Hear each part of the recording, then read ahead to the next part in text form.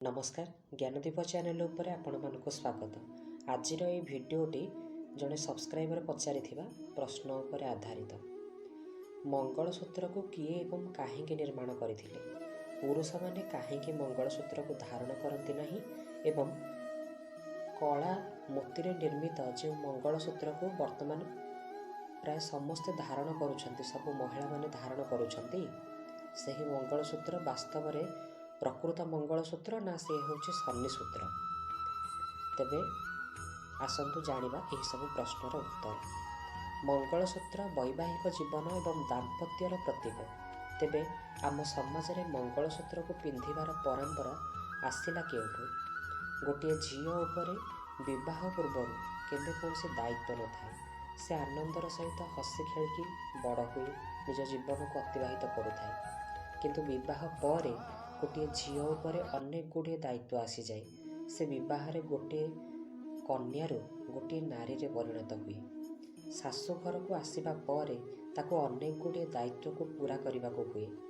घरे रोषे करने ठार आरंभ करी शाशु शशुर सेवा करने पर्यंत, घरर सबु काम करने ठार आरंभ करी निजर दियर नणंद जा ए सभी निजर सामंजस्य को रक्षा करवा, तासह गोटे शिशु को जन्म देवा ठारू आरंभ करी छोट छोट काम को करी निजर परिवार को आर्थिक सहायता प्रदान करवा, एते सब दायित्व को पूरा करने गोटे नारी को शक्तिर आवश्यकता पड़ी था। गोटे नारी मध्य जेबे यही शक्तिर अभाव दृश्यमान है, सेतेबेले पुरातन काल में मुनि ऋषि एवं ज्योतिर्विद माने यार समाधान खोजी बाहर करिले।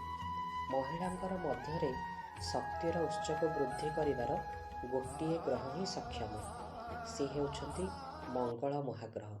मंगल ग्रह कहीं गोटे नारी मध्य शक्ति को वृद्धि करिवार सक्षम?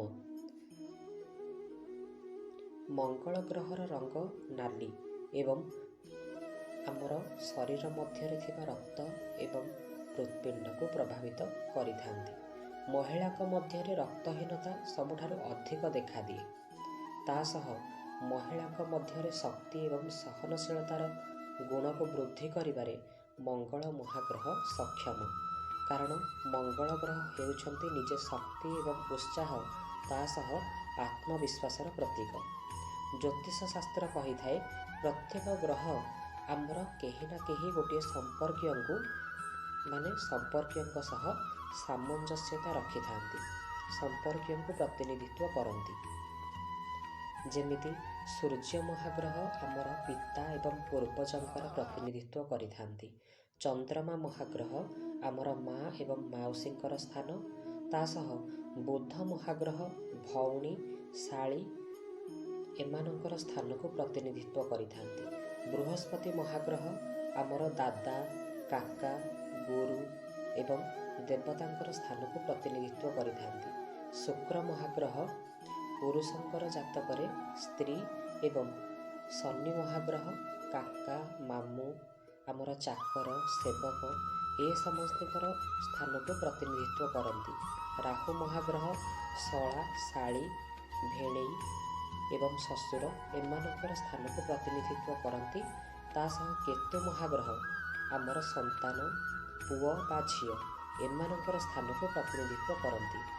एवं मंगल महाग्रह गोटे स्त्रीर जातकरे स्वामीर स्थान को प्रतिनिधित्व करती एवं गोटे पुरुषर जातकरे सांग एवं भाईर स्थान को प्रतिनिधित्व करती। एहीपरि भागरे मंगल महाग्रहंकर अगणित प्रभाव गोटे नारीर जीवन में परिलक्षित हुए एवं यही सब प्रभाव को दृष्टि रखी आमर पूर्वपुरुष माने ज्योतिष आचार्य एवं मुनि ऋषि माने मंगलसूत्र रचना करिले। एबे जानतु मंगलसूत्र अर्थ कौन? मंगल एवं सूत्र यही दुईटी शब्द को मिसेई मंगलसूत्र सृष्टि। मंगल अर्थात मंगल महाग्रह एवं सूत्रर अर्थ हेउछि सूत्र बा सूता। मंगलसूत्र वास्तव में देखा किपरि एवं एथिरे गोटे सोनार पदक कहीं रहिब? सोनार पदक रहिबार आवश्यकता कौन रही? मंगलसूत्र को हलदिया रंगर सूता साहाय्य नाली रंगर मोती द्वारा मिसाई गुंथा जाए। यही कथा को किछि लोक अमान्य मध्य करि पारंती, कारण ଏମିତି ନାଲି ମୋତି ମିଶା ମଙ୍ଗଳସୂତ୍ର କେବେ ହେଲେ କେହି ବି କେଉଁଠି ଦେଖିନଥିବେ। କିନ୍ତୁ ଯେଉଁ ପୂର୍ବପୁରୁଷମାନେ ଏହି କଥାକୁ ଜାଣନ୍ତି, ବେଦ ଏବଂ ଶାସ୍ତ୍ରର ନିୟମକୁ ଜାଣନ୍ତି, ସେମାନେ ଆଜି ବି ନାଲି ରଙ୍ଗର ମଙ୍ଗଳସୂତ୍ରକୁ ଧାରଣ କରୁଥିବେ। କାରଣ ଆମେ ସାଧାରଣତଃ ମଙ୍ଗଳସୂତ୍ରକୁ ସବୁବେଳେ କଳା ରଙ୍ଗରେ ଦେଖି ଆସୁଛେ। କଳା ରଙ୍ଗର ମୋତିରେ ଗୁନ୍ଥା ହୋଇଥିବା ମଙ୍ଗଳସୂତ୍ରକୁ ଆମେ ଆଜି ପର୍ଯ୍ୟନ୍ତ ଦେଖି ଆସୁଛେ। ତେଣୁ ଏହି ପରମ୍ପରା ପିଢ଼ି ପରେ ପିଢ଼ି ଏମିତି ଲାଗି ରହିଛି। ବାସ୍ତବରେ କଳା ମୋତିରେ ଗୁନ୍ଥା ହୋଇଥିବା ଏହି ମଙ୍ଗଳସୂତ୍ର କେବେ ହେଲେ ମଙ୍ଗଳସୂତ୍ର ନୁହେଁ। କଳା ରଙ୍ଗ ଶନିଦେବଙ୍କର ପ୍ରିୟ। ତେଣୁ ଯେଉଁ ମଙ୍ଗଳସୂତ୍ରକୁ ଏବେ ନାରୀମାନେ ଧାରଣ କରୁଛନ୍ତି ତାହା ବାସ୍ତବରେ ହେଉଛି ଶନିସୂତ୍ର। କାରଣ ଶନି ଗ୍ରହ କଳା ରଙ୍ଗ ପ୍ରିୟ ଏବଂ ଏହି କଳା ରଙ୍ଗକୁ ନଜର ଦୋଷରୁ ମୁକ୍ତି ପାଇବା ପାଇଁ ବ୍ୟବହାର କରାଯାଏ। ତା ସହ ଚୋର ଏବଂ ଡକାୟତମାନେ କଳା ରଙ୍ଗର ଅଧିକ ବ୍ୟବହାର କରନ୍ତି।